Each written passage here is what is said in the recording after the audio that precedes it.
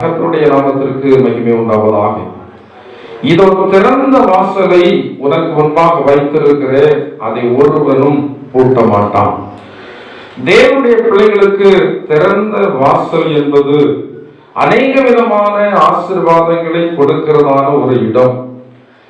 தேவனுடைய பிள்ளைகளுக்கு திறந்த வாசல் என்பது சந்தோஷம், நன்மைகள், விடுதலை, சுகபலன், ஆரோக்கியம், பொருளாதார நன்மைகள், இப்படி அநேக விதமான திறந்த வாசலை ஆண்டவர் அவருடைய பிள்ளைகளாகிய நமக்கென்று வைத்திருக்கிறார், உங்களுக்கென்று வைத்திருக்கிறார்.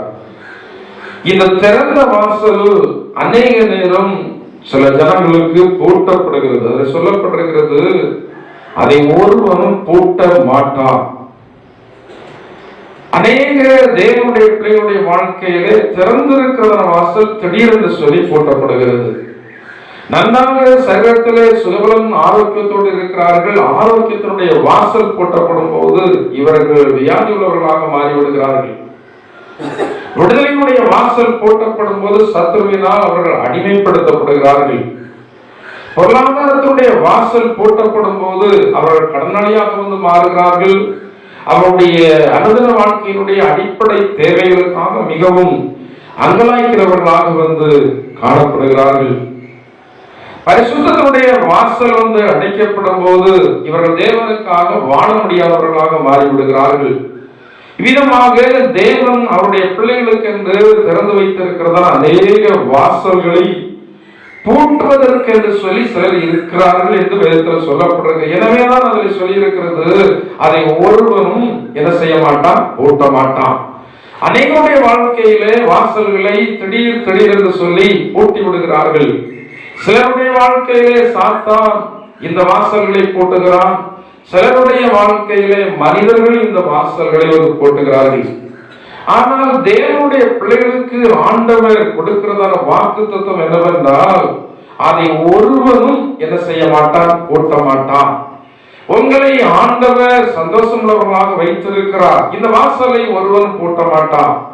உங்களுடைய வாழ்க்கையில் அநேக பொருளாதார ஆசீர்வாதங்களை ஆண்டவர் தந்திருக்கிறார். இதை ஒருவரும் பூட்ட முடியாது. ஏனென்றால் இவைகளை எல்லாம் உங்களுக்கு தந்திருக்கிறது ஆண்டவராகிய இயேசு கிறிஸ்து ஒருவரே. நீங்கள் என்றைக்கு அதை மறந்து நான் இந்த ஆசீர்வாதத்தை என்னுடைய திறமையினால் பெற்றிருக்கிறேன், என்னுடைய படிப்பினால் பெற்றிருக்கிறேன், என்னுடைய ஞானத்தினால் பெற்றிருக்கிறேன் என்று சொல்லி என்றைக்கு நீங்கள் எண்ணுகிறீர்கள், எண்ணினாலே போதும், பேச வேண்டும் என்ற அவசியம் கூட இல்லை. நீங்கள் எண்ணினாலே போதும், உங்களுடைய இருதயத்தினுடைய எண்ணத்தை ஆண்டவர் நன்றாக வந்து என்ன செய்திருக்கிறார், அறிந்திருக்கிறார். மனிதர்கள் உங்களுடைய பேச்சை அறிகிறார்கள், உங்களுடைய நடவடிக்கைகளை வந்து அறிகிறார்கள், நீங்கள் செய்கிற செயல்பாடுகளை எல்லாம் மனிதர்கள் அறிந்திருக்கிறார்கள். ஆனால் ஆண்டவர் இயேசு ஒருவர் தான் உங்களுடைய இருதயத்தை வந்து அறிந்திருக்கிறார். இந்த இருதயத்தை தேவன் அறிந்திருக்கிறபடினாலே இந்த இருதயத்தை நாம் ரொம்ப கவனமாக பாதுகாத்துக் கொள்ள வேண்டும்.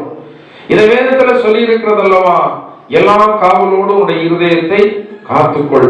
இருதயம் காத்து கொள்ளப்பட்டிருக்கிறதான வேளையிலே, இருதயம் ஆண்டவரோடு ஐக்கியப்பட்டிருக்கிறதான வேளையிலே, இருதயம் தேவ பிரசன்னத்தால் நிரப்பப்பட்டிருக்கிறதான வேளையிலே, இருதயம் தன்னை நினையாமல் ஆண்டவரை நினைக்கிறதான வேளையிலே நமக்கு இருக்கிறதான ஆசீர்வாதத்தினுடைய வாசல்களை எந்த ஒரு சத்துருவும் எந்த ஒரு மனிதனும் பூட்டவே முடியாது. அநேக ஆவிக்குரிய ஜனங்கள் என்று சொல்கிறவருடைய வாழ்க்கையிலே திடீரென்று சொல்லி அவர்களுக்கு வாசல்கள் வந்து பூட்டப்பட்டு விடுகிறது. அதிகமாக ஜெபமுடைய உதவியை தேடுகிறவர்கள் இன்றைக்கு கிறிஸ்தவர்களாகத்தான் இருக்கிறார்கள், ஆவிக்குரிய ஜனங்களாக இருக்கிறார்கள். திடீரென்று சொல்லி அவர்களுக்கு வாசல் வந்து பூட்டப்படுகிறது. அநேகருடைய வாழ்க்கையிலே அவர்களுக்கு இருக்கிறதான வாசலை பூட்டுகிறது. அவர்களுக்கு விரோதமாக செயல்படுகிறதான சாத்தான் தான் அந்த வாசலை வந்து பூட்டுகிறான். நன்றாக வந்து இருக்கிறார்கள், சந்தோஷமாக சமாதானமாக வந்து நன்றாக இருக்கிறார்கள். திடீரென்று சொல்லி சாத்தானுடைய வாழ்க்கையிலே குறுக்கிடும் போது அவர்களுக்கு இருக்கிற சந்தோஷத்தினுடைய வாசல் வந்து அங்கே பூட்டப்படுகிறது.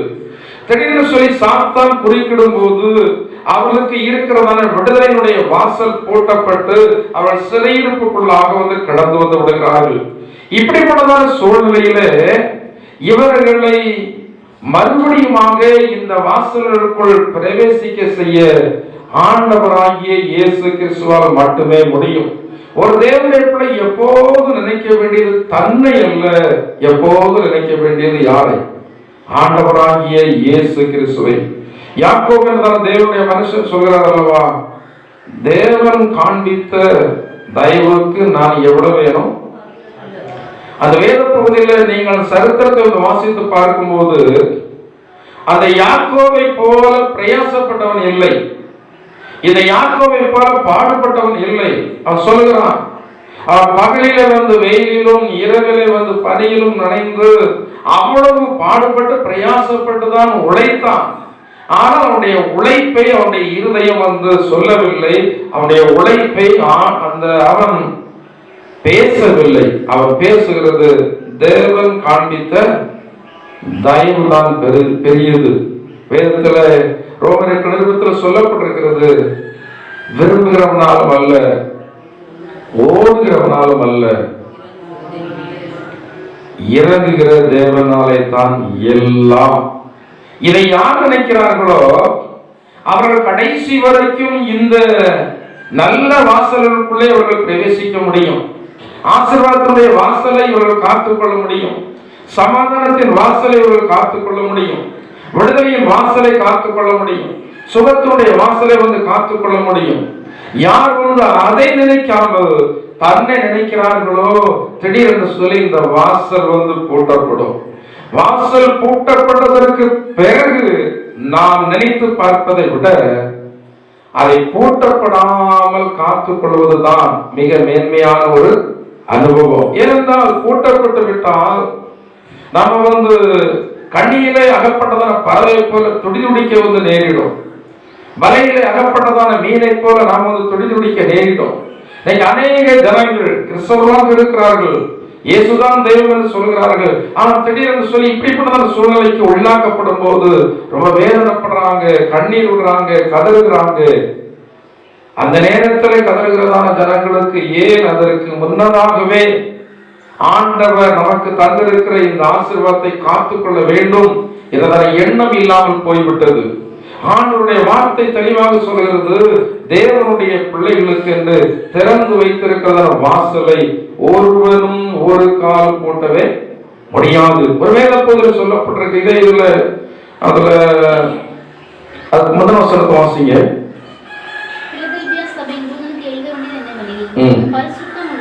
பரிசுத்தம் உள்ளவரும் சத்தியம் உள்ளவரும் தாவீதின் திறவுகளை உடையவரும் ஒருவரும் பூட்டக்கூடாதபடிக்கு திறக்கிறவரும் ஒருவரும் திறக்கக்கூடாதபடிக்கு பூட்டுகிறவரும் ஆகிய சொல்லுகிறதாவது அங்கு சொல்லப்பட்டிருக்கிறது. ஆண்டவர் வாசலை திறந்தார் என்றால் அதை ஒருவரும் ஒரு காலம் பூட்டவே முடியாது. ஆனால் இதுல நான் முன்பு வாசித்ததன் வேதத்தில் சொல்லப்பட்டிருக்கிறது, நம்முடைய கிரியைகளை குறித்து நாம் ஜாக்கிரதையாக இருக்க வேண்டும். வாசல்கள் பூட்டப்படாமல் இருக்க வேண்டுமானால் அங்க 8வது வசனத்தில் சொல்லி இருக்கு, உன் கிரியைகளை அறிந்திருக்கிறே, உனக்கு கொஞ்சம் பலன் இருந்தும் நீ என் நாமத்தை மறுதலியாமல் என் வசனத்தை கை கொண்டபடியினால்.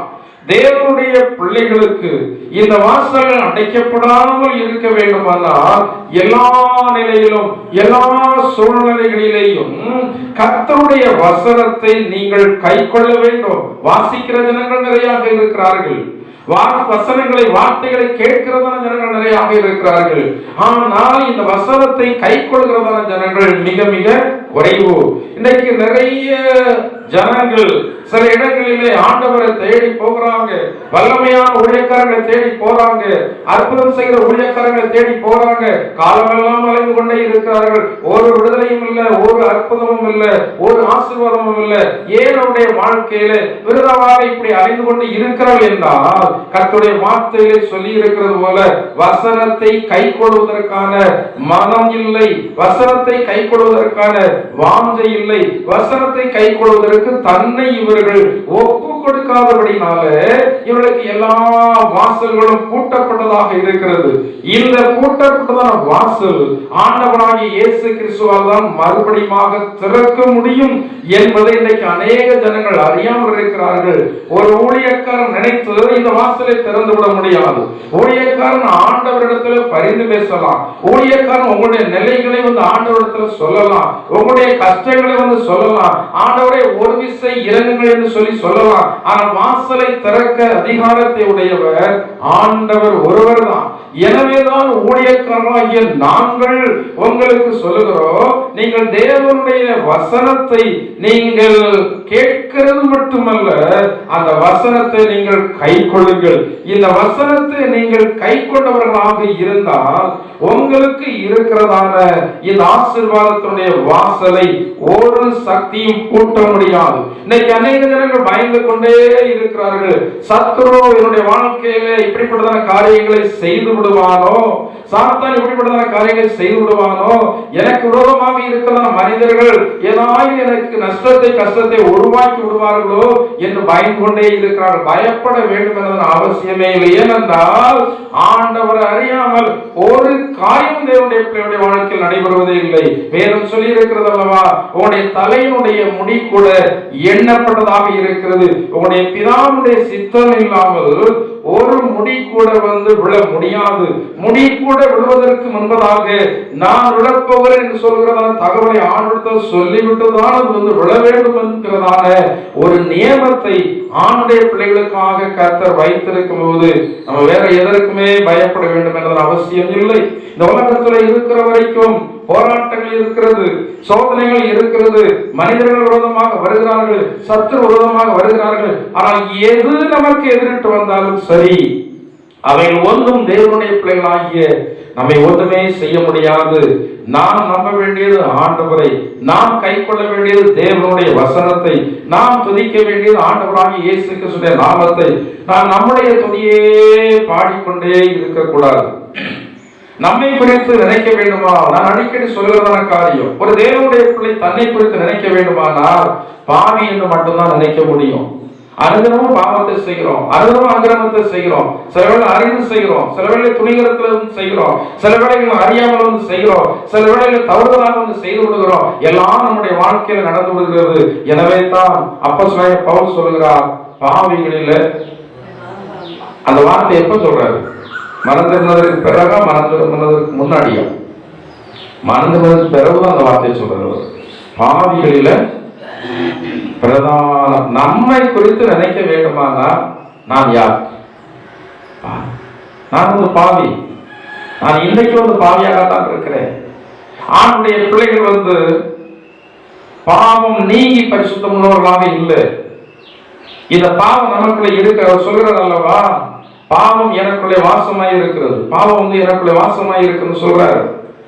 இந்த பாவ பிரமாணத்தை தேவனுடைய கிருபை பிரமாணம் சிறைப்படுத்தி வந்து வைக்கும் போது மட்டும்தான் ஒரு மனுஷன் ஆண்டவருக்காக வந்து வாழ முடியும். எனவே இந்த அப்போஸ்தலனாகிய பவுல் தன்னை குறித்து சொல்லும்போது சொல்கிறார், நான் ஒரு பாவி. என்ன பாவி? மீட்கப்பட்டதான பாவி. நாம் எல்லாம் மீட்கப்பட்டிருக்கிறோம். இயேசு கிறிஸ்துவின் இரத்தத்தினாலே கிருபையாக மீட்கப்பட்டிருக்கிறோம், கழுவப்பட்டிருக்கிறோம். அவருடைய பிள்ளையாக ஆண்டவருடைய நாமத்தால் வந்து மாறி இருக்கிறோம். ஆனால் நாம் என்றைக்குமே பாவிகளாக இருக்கிறபடினால நாம் இடம் கொடுத்தால் பாவம் நம்மை மேற்கொள்வதற்கு ஏது உண்டாகி விடுகிறது.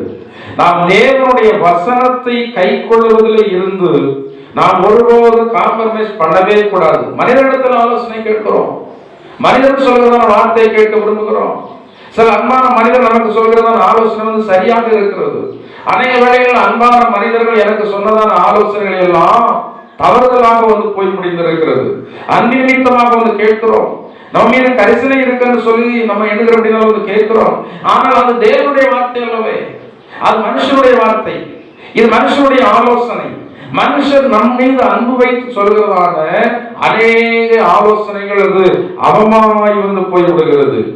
தேவன் என்ன சொல்கிறார், தேவனுடைய வார்த்தை என்ன சொல்கிறது, இந்த நேரத்தில் தேவன் நமக்கு என்ன ஆலோசனை வந்து தருகிறார் என்பதை நாம் வந்து உறுதிப்படுத்திக் கொண்டு நாம் கடந்து போவோமானால் நமக்கு திறந்து வைக்கப்பட்டிருக்கிற வாசல் பூட்டப்படாது. சாத்தான் வந்து வாசலை பூட்டி வைத்திருந்தான் என்றால் வேதத்தில் சொல்லியிருக்கிறது போல ஒவ்வொருவரும் பூட்டக்கூடாதபடிக்கு திறக்கிறதான ஆண்டவர் உங்களுக்கு வாசல்களை வந்து என்ன செய்வார்? திறப்பார். விடுதலையின் வாசலை திறப்பார், மகிழ்ச்சியின் வாசலை வந்து திறப்பார், பொருளாதாரத்தினுடைய வாசலை வந்து திறப்பார், மீட்பின் வாசலை திறப்பார், பரிசுத்தத்தினுடைய வாசலை வந்து திறப்பார். இந்த நம்பிக்கையோடு விசுவாசத்தோடு கூட இந்த மாதத்தை நாம் வந்து ஆரம்பிப்போம். உங்களுடைய வாழ்க்கையில இந்த மாதத்தில் இப்படிப்பட்டதான நன்மையான வாசல்களை ஆண்டவர் திறப்பாராக. திறக்கப்பட்டிருக்கிற வாசல் அடைக்கப்படாதபடி பாதுகாக்கப்பட கர்த்தர் உதவி செய்வாராக. எல்லாரும் முழங்கால் படிட்டு தேவ சன்னிதானத்தில் நம்மை ஒப்புக் கொடுத்த ஆண்டவரே, இந்த வார்த்தையின்படி நடக்க நான் ஒப்புக் கொடுக்கிறேன் ஆண்டவரே. எனக்கு கொஞ்சம் பலன் இருந்தாலும் நம்முடைய வார்த்தையை கை கொடு ஆண்டவரத்தில் சொல்லுங்க ஆண்டவரே. எனக்கு கொஞ்சம் பலன் இருந்தாலும் நான் உங்களுடைய வார்த்தையை கை கொள்ளுவேன் ஆண்டவரே. எனக்கு கொஞ்சம் பலன் இருந்தாலும் நான் தாழ்மைப்படுவேன். எனக்கு கொஞ்சம் பலன் இருந்தாலும் நான் ஜெபிப்பேன். எனக்கு கொஞ்சம் பலன் இருந்தாலும் நான் ஊழியத்திற்கு உதவியாக இருப்பேன். எனக்கு கொஞ்சம் பலன் இருந்தால் நான் ஊழியத்துக்காக பிரயாசப்படுவேன். கொஞ்சம் பலன் இருந்தால் நான் முழங்கால் படிட்டு ஆண்டவரை உமக்காக நான் ஜெபிப்பேன். கொஞ்சம் பலன் இருந்தால் நான் துதிப்பேன் ஆண்டவரே. கொஞ்சம் பலன் இருந்தாலும் உடைய நாமத்தை நான் ஜனங்கள் மத்தியில் நான் பிரசாரம் பண்ணுவேன் என்று சொல்லி ஆண்டவரிடத்தில் ஜெபிப்போம். கர்த்தர் தாமே உங்களை அப்படிப்பட்ட ஆசீர்வாதத்தால் நிரப்புவார். ஹல்லேலூயா. கர்த்தாவே, நாங்கள் நன்றியோடு சோத்திரிக்கிறோம் ஆண்டவரே. கர்த்தர் எங்களுக்கு தந்து இந்த வாக்குத்தத்த வார்த்தைகளுக்காக நாங்கள் நன்றியோடு சோத்திரிக்கிறோம் ஆண்டவரே. கர்த்தர் சோத்திரம் ஆண்டவரே. சொன்னதான வார்த்தை நல்வார்த்தைகள் ஒன்று தவறி போகவில்லை என்று சொல்லப்பட்டிருக்கிற ஆண்டவரே. கர்த்தர் எங்களுக்கு தந்ததான இந்த நல்ல வார்த்தையை எங்களுடைய வாழ்க்கையில நிறைவேற்று நீங்கள் வல்லவராக இருக்கிறபடினாலே நாங்கள் நன்றியோடு ஸ்தோத்திரிக்கிறோம் ஆண்டவரே. கர்த்தாவே, நாங்கள் நன்றியோடு ஸ்தோத்திரிக்கிறோம். எங்கள் அன்பின் பரலோக பிதாவே, நல்ல இயேசுவே, இந்த மாதத்திலும் கால வேளையில் உடைய நாமத்தை துதிக்க மகிமைப்படுத்த எங்களுக்கு ஒரு பாக்கியத்தை தந்தி ஆண்டவரே. நாங்கள் எந்த நேரத்தில் உடைய சன்னிதானத்தில் வந்தாலும் எங்களை ஒருபோது நீங்கள் வெறுமையாக அனுப்பினதில்லை ஆண்டவரே. ஆசீர்வாதத்தை தந்துதான் நீங்கள் வந்து அனுப்பி இருக்கிறீங்க. இந்த நாளிலும் உடைய சன்னிதானத்தில் நாங்கள் கடந்து வந்தோம், உடைய நாமத்தை துதித்தோம், மகிமைப்படுத்தினோம். இந்த நாளிலே எங்களுக்கு புதிய ஆசீர்வாதத்தை தந்தீரே, நன்றியோடு ஸ்தோத்திரிக்கிறோம் ஆண்டவரே. இந்த மாதம் முழுவதும் அந்த ஆசீர்வாதங்கள் உடைய பிள்ளைகளுடைய வாழ்க்கையிலே கர்த்தாவே ஸ்தோத்திரம் ஆண்டவரே காணப்படத்தக்கதாக, இருதயம் உணரும்படியாக அவைகள் வெளிப்படத்தக்கதாக கர்த்தருடைய பிள்ளைகள் ஒவ்வொருவருக்கும் கர்த்தர் உதவி செய்யும் ஆண்டவரே. வந்திருக்கிற எல்லா ஜனங்களுக்கு இந்த மாதம் ஆசீர்வதிக்கப்பட்ட மாதமாக காணப்படட்டும் ஆண்டவரே. உடைய பிள்ளைகளுடைய போக்குவரவு பிரயாணங்களை எல்லாம் பாதுகாத்துக் கொள்ளுங்க. உடைய பிள்ளைகள் வேலை செய்வதற்கான சுகமான ஆரோக்கியத்தை கொடுங்க ஆண்டவரே. உடைய பிள்ளைகளுடைய பொருளாதார காரியங்களில் நன்மைகள் உண்டாகட்டும் ஆண்டவரே. உடைய பிள்ளைகள் முன் நாட்களை விட இந்த மாதத்தில் ஆத்மீக காரியங்களில் வளர்ந்து பெருக உதவி செய்ய ஆண்டவரே. முன் நாட்களை விட இந்த மாதத்தில் அதிகமாக துதிக்க மகிமைப்படுத்து. உடைய பிள்ளைகள் ஒவ்வொருவருக்கு கர்த்தர் கிருபை செய்ய ஆண்டவரே.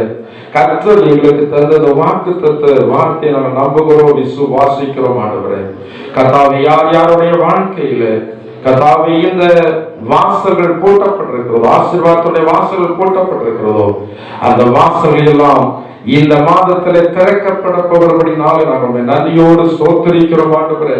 இதை விசுவாசித்து பிள்ளைகள் துதிக்க மகிமைப்படுத்த கர்த்தர் உதவி செய்து இந்த ஆசீர்வாதத்துடைய வாசல்கள் இயேசுவின் நாமத்தில் திறக்கப்படுவதாக. கர்த்தாவே, திறந்த வாசல்களுக்குள் இருக்கிற நம்முடைய பிள்ளைகள் ஒவ்வொருவரையும் வாசல்கள் போட்டப்படாதபடி கர்த்தர் காத்து கொள்ள வேண்டுமாறு ஜெபிக்கிறோம் ஆண்டவரே. இயேசுவின் நாமத்திற்கு மகிமையான சாட்சியுள்ளவர்களாக ஒவ்வொருவரும் ஜீவிக்கும்படியாக கர்த்தர் கிருபை செய்ய வேண்டுமாறு ஜெபிக்கிறோம்.